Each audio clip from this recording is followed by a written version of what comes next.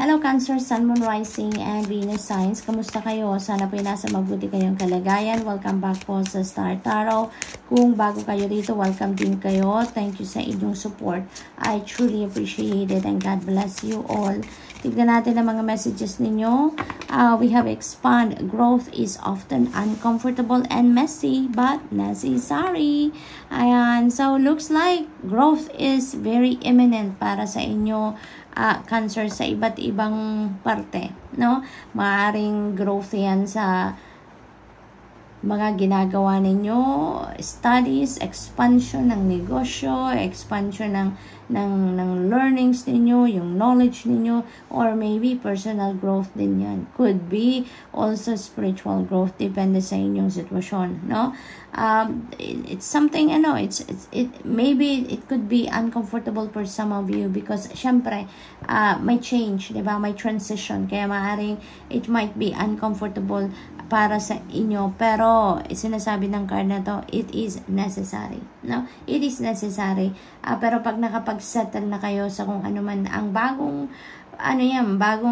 sitwasyon na yan, then all is well, di ba? Magiging kampante na din kayo, magiging komportable na din kayo. It will be easier for you to navigate already your new situation.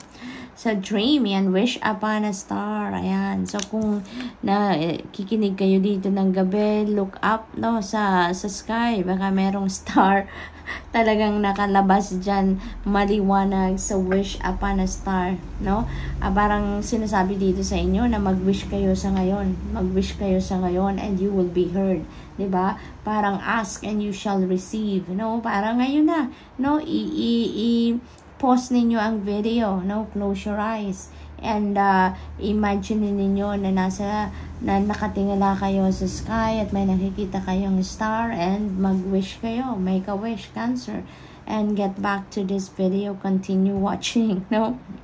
So ayan, so what else, Cancer? We have courage and wish upon a star and release all limiting beliefs. Cancer, this is synchronicity right here. Wish upon a star, no, and release all limiting beliefs. You know what? Talaga, no? You know what? Siguro pag nakatingala kayo sa langit, you know, at meron kayong makitang star, you know, siguro may mararamdaman kayong kakaiba dyan. Siguro may marireceive kayong epiphanies, may marireceive kayong intuitive message, no, right away, Cancer. So, you know what, give it a try, no, give it a try. Kung maaliwalas ang skies, kung nasaan kayo, no, tumingala talaga kayo, tignan ninyo kung meron talagang star kayong makita and mag-wish kayo, because there may be something there, no, maybe there is something there na mararamdaman kayo or marireceive kayo, no. And yung keyword dito is courage, no. So take courage, Cancer. Maybe now is the time for you to take courage, take your inner strength with you. Siguro dahil kailangan ninyo yan dito sa expansion na kailangan ninyong pagdaanan, sa expansion na kailangan ninyong gawin. Maglakas ng loob kayo, wag kayong magdalawang isip, wag kayong mag-procrastinate, wag na kayong mag-self-doubt, no? I-activate ninyo ang inyong courage, i-activate ninyo ang inyong inner strength, nang sa gayon ay mapagtagumpayan ninyo ang expansion na yan, mapagtagumpayan ninyo ang transition na yan, no? Light, it is time to reveal your radiant light to the world. Ayan, so share your talents, your skills, your gifts, no? I-share ninyo yan sa mundo. Ano yung knowledge ninyo, ano yung mga kakayanan ninyo, share it with the world, no? It's about time for you to shine. It's about time for you to share what you can do, no, sa mundo. It feels like, Cancer, na mas maraming tao ang matutulungan mo dyan, mas maraming tao ang ma-inspire mo dyan. We have choice, yan. By staying conscious in your thoughts, you guide your journey in the direction of choice, no? So, looks like there is a choice that you need to make sa ngayon, ano? Maring importanteng decision making yan na kinakaharap ng iba sa inyo, wherein you need to make a choice. So, lagi lang kayong makinig sa iyong intuition, no? Cancer, sa mga ganong klaseng sitwasyon, pagdedesisyon, may mga pagpipilian kayo, you know, you're given the liberty to choose, diba? That is also a blessing, no, na mabibigyan ka ng pagkakataon mamili ng kung ano ang mas komportable ka, diba? Mas magandang pakiramdam mo on something, yung ganon. So maybe that is this is the time for you, no, na may ganong ganap. Cancer, what else? We have fruition, beautiful promise, rest assured, your dreams and visions will come to fruition. So, wala kayong dapat ipag-alala, no? Just continue to cultivate what you have done already, what you have started already, no? Makakalapit kayo sa inyong pangarap, sa pagtupad ng inyong mga pangarap. So, ano lang kayo, continue on, no? Continue on with what you are doing, because we just don't know kung kailan ibibigay sa'yo. Pero, diba, there is a promise dito. Napaka-sweet ng Divine Universe. Rest assured, diba? Rest assured, no? Sigurado na to na yung mga dreams ninyo and visions will manifest sa buhay ninyo. We just don't know when, but it will. So, good luck, Cancer, and that's all I have for you for today. I hope nakatulong ang mga mensaheng ito in some way. Thank you for watching. Love and light. Namaste. Hello, Scorpio, Sun, Moon, Rising, and Venus signs. Kamusta kayo? Sana po nasa mabuti kayong kalagayan. Welcome back po sa Star Tarot. Kung bago kayo rito, welcome din. And thank you sa inyong support. I truly appreciate, and God bless you all. Tignan natin ang mga messages ninyo. We have discover, spot new opportunities, Scorpio. So, spot new opportunities. Maraming mga opportunities and possibilities that are coming your way, or maaring nandyan na, kumakatok na, nandyan na sa paligid ninyo. Kailangan nyo na lang na pansinin, kailangan nyo na lang na tignan, i-consider yung mga ganon, ano? So, what else? We have destiny. It is not in the stars, but in yourself. Yan. So, parang kayo yung gagawa ng inyong destiny dito, no?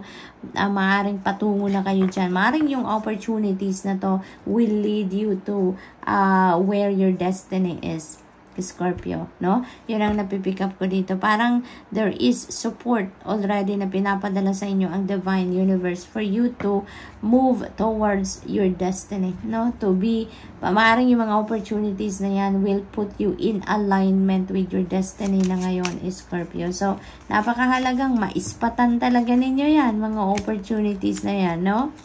We have unleashed, hold nothing back, expand into the universe. Ayan. So, may panawagan na sa inyo dito, no? Huwag na kayong mag-hold back. Huwag na kayong mag-procrastinate. Huwag na kayong mag-doubt sa sarili ninyo, sa inyong mga kakayanan.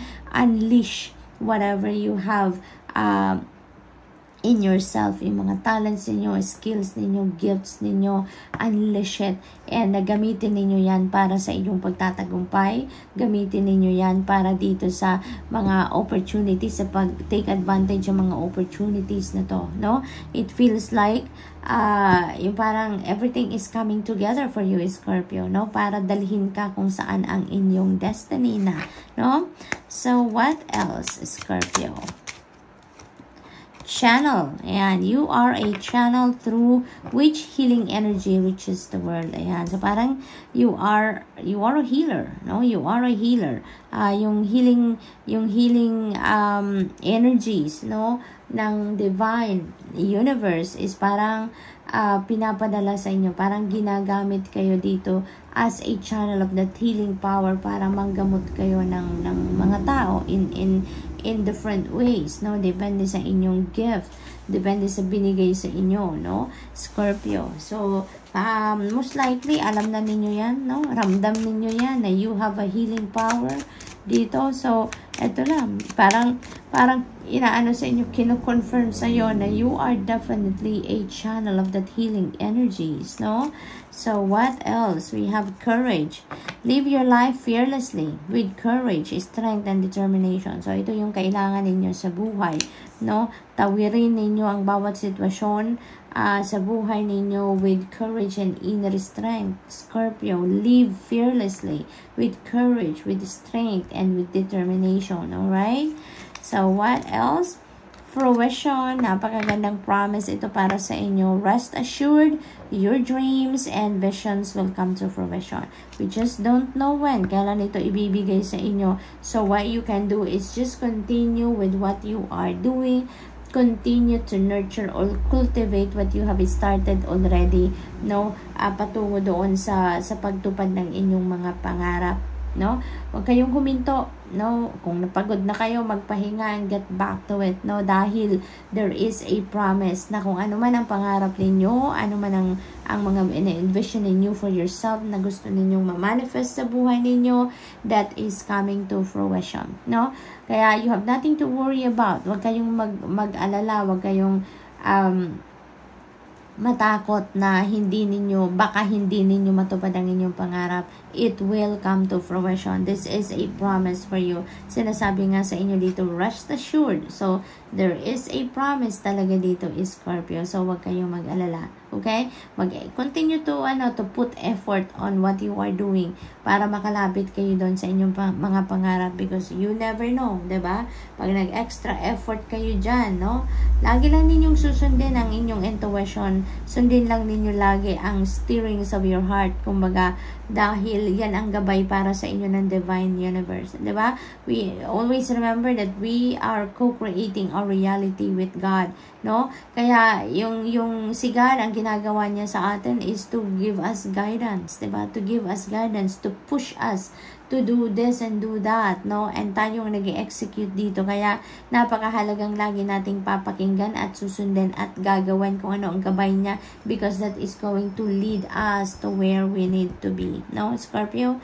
So that's all I have for you for today. I hope nakatulong ang mga mensaheng ito in some way. Thank you for watching. Love and light. Namaste. Hello Pisces, Sun, Moon, Rising, and Venus signs. Kamusta kayo? Sana po nasa mabuti kayong kalagayan. Welcome back po sa Star Tarot. Kung bago kayo dito, welcome din kayo. Thank you sa inyong support. I truly appreciate it and God bless you all. Tignan natin ang mga messages ninyo for today. Kung na mensahe po ninyo ay replenish. The sun will rise and we will try again. Ayan. So, replenishing time ngayon, Pisces. It's about time for you to replenish your energy, no? Yung lost energy ninyo. Nang sa gayon, you will be ready for next day's challenges, no? Panahon para magpahinga, no? Ipagpahinga ninyo yan. Kailangan ninyo mag-recharge. Kailangan ninyo mag-refill ng iyong cup so that you will be on top of your game again the next day. What else? We have love. Ayan, to the moon and back. Ayan. So, pakiramdam ko dito, you are going to be overflowing with love sa ngayon. At kung ano man yung nilalabas ninyong pagmamahal, ine-express ninyong pagmamahal, pag-aasikaso, concern for other people, you know, it's also coming back towards you, no? Babalik at babalik yan sa inyo. Yung mga tao din ngayon sa paligid ninyo ang magpapakita, mag-express, magpapahayag ng kanilang pagmamahal din sa iyo, Pisces. No? Parang patuloy kayong nagmamahal, patuloy kayong nag-aasikaso, patuloy ninyong inaalagaan ng mga tao sa paligid ninyo. And now also is the time that you will also be the recipient of that love, of that care, no? From other people, Pisces. Outer space, take the time to heal, grow, and expand. Ayan. So, maaaring you need to get out of your comfort zone sa ngayon, ano? Kasi maaaring ang iba sa inyo talaga may mga bagay dito na, alam mo yun, naranasan ninyong nasaktan kayo, mga ganon, naloko kayo in the past, no? Nasaktan kayo in any way, na-frustrate kayo about something or someone, no? At maaaring, meron kayong mga hinaharbor sa puso ninyo ng mga sama na loob, emotional baggages, emotional wounds, resentments, pain, anger, yung mga ganon. And now, it's about time for you to get out of that, Maybe it's about time for you to get out of that box, 'di ba? Na nakakulong kayo diyan sa mga sama ng loob, it's about time for you to release them, break away from that, come out of that situation na sa ngayon, Pisces, so that you can heal na, you can move on with your life, you can expand, you can grow, you can move forward with your life na. It's about time na para lumabas ka dyan sa sitwasyon na yan, Otherwise, if patuloy mong i-harbor ang mga bigat sa dibdib ninyo, mukhang mapipigilan kayo para mas maging masaya kayo, mapipigilan kayo niyan para mag-move on kayo sa buhay, mag-start ng bagong buhay, 'di ba? On a clean slate, yung mga ganon. So, feels like kung may ganon kayong sitwasyon ngayon, Pisces, Of course, it's not going to resonate with everyone, 'di ba? Kaya just take as it resonates. But if your situation is like that, if nakaka-resonate kayo sa mensaheng ito, it's about time na for you to heal. It's about time na for you to move on with your life, sayang naman ng oras, 'di ba? Kung patuloy kayong mag-harbor ng mga sama ng loob, mga emotional baggages na yan. So, yun ang sinasabi ng card na to. Take time to heal, okay? Nang sa gayon, maging masaya na kayo, move on with your life, move towards happiness and peace and harmony. So, what else? We have Earth Guide. Your sacred calling upon this planet is to simply love and be loved. Ayan. Love to the moon and back. At yun din ang sinasabi nito. Simply love and be loved. Ayan, Pisces. So, looks like you are, you're very loving. Maybe you're very compassionate talaga. You're very generous of your love, Kaya siguro madaling lumambot ang puso ninyo, yung ganon para sa iba, because that is your purpose, that is your mission in life, yung magpakita ng pagmamahal sa iba, magmahal ng iba, yung ganon, So what else, Pisces? Blue star, follow the light of your inner compass. The blue star, it will lead you to the truth that resides within your soul. Ayan, so ito yung panawagan sa inyo. Always follow your inner compass. That is your inner voice, your inner guidance, yung intuition ninyo, Lagi ninyo susundin because yun talaga ang yun ang gabay natin di ba? Yun ang gabay natin. Parang yun yung compass talaga natin na kapag sinunod natin kung saan ang direksyon na tinuturo sa atin ng ating inner compass, mapupunta talaga tayo sa kung ano ang tamang daan na para sa atin, 'di ba? Kaya yun ang panawagan sa inyo. Always follow the light of your inner compass because it will lead you to the truth, na kung ano yung magiging masaya ka, kung saan ka magiging contented, kung saan ka mas magiging productive, kung saan ka mag-expand, mag-grow, doon tayo dadalhin nun, Pisces? What else? We have release anything that keeps you from your path of authenticity. Ito na yung sinasabi ko kanina, na kung meron pa kayong mga bigat sa kalooban, galit, resentments, mga ganun, emotional pain, baggages, ganun, emotional wounds, it's about time not to release because otherwise talaga may stuck kayo sa sitwasyon na yan, kasi for some of you, maybe, kung may ganitong sitwasyon, maybe it is what is preventing you from moving on talaga dahil marami pa kayong emotional wounds na nandyan sa puso ninyo. Kaya it's about time na to release. It's time to heal, it's time to let it go, it's time to forgive, nang sa gayon makapagsimula na kayong mag-heal, Pisces. So Pisces, good luck, and that's all I have for you for today. I hope nakatulong ang mga mensaheng ito in some way. Thank you for watching. Love and light. Namaste.